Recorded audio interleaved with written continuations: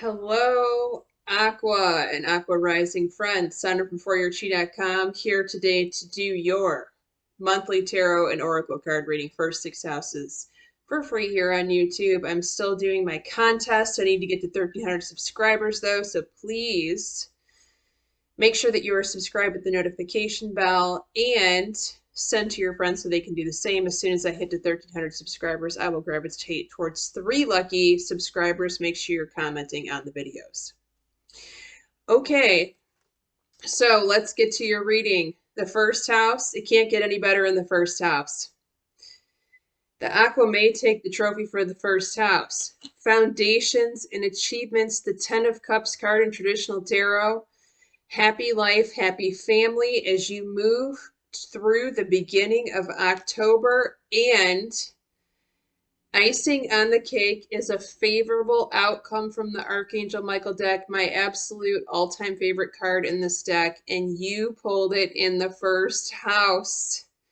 So, something that you have been wishing for is coming to fruition.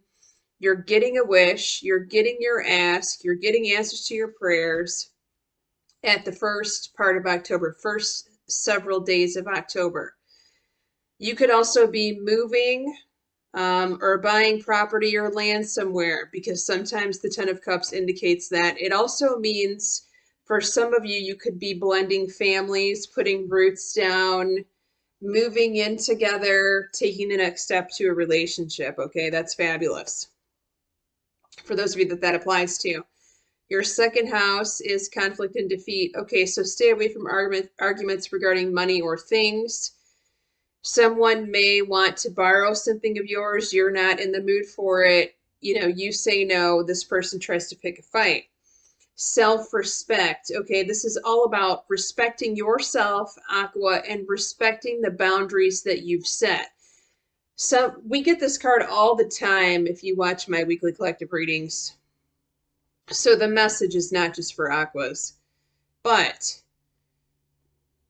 with these two combined, this is most definitely do not give in to this person.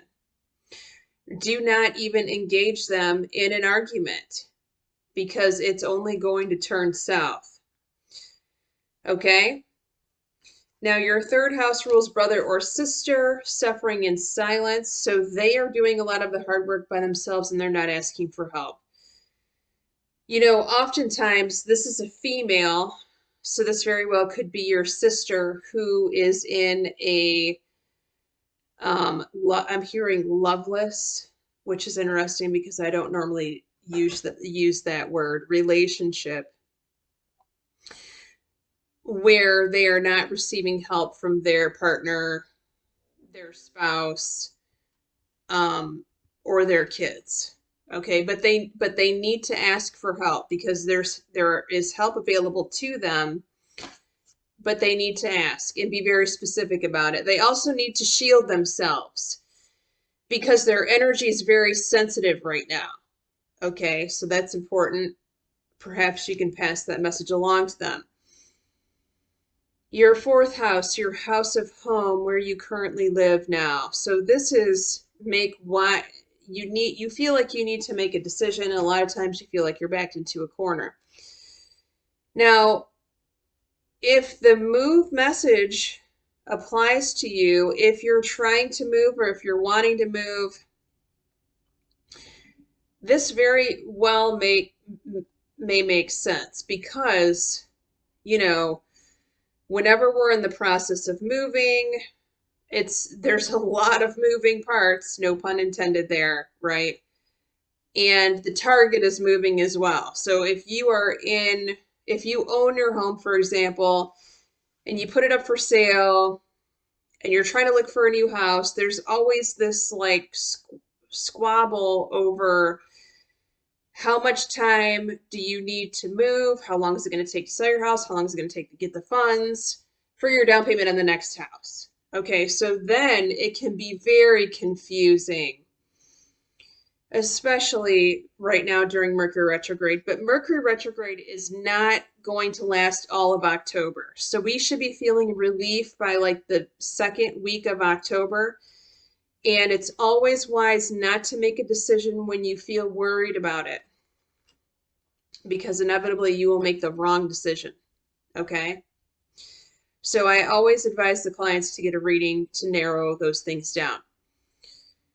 Okay, make a commitment. Archangel Michael is here to tell you to make a commitment to one of these choices, but it's going to be important to determine which is the right one. That's the problem. And that's why you're going to need a reading to sort and figure this out. Now, if this is not talking about where you're living or something regarding your home, this could be talking about an issue that your father or father figure is going through right now. Don't forget. All right, Aquas, 5th house, trapped in fear. Now, for the single Aquas, this rules your dating life. For those of you that are coupled, this rules your social circle, friendships, networking, things of that nature.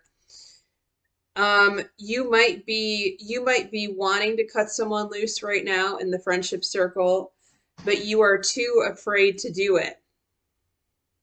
On the flip side, you may be wanting to say yes to social invitations.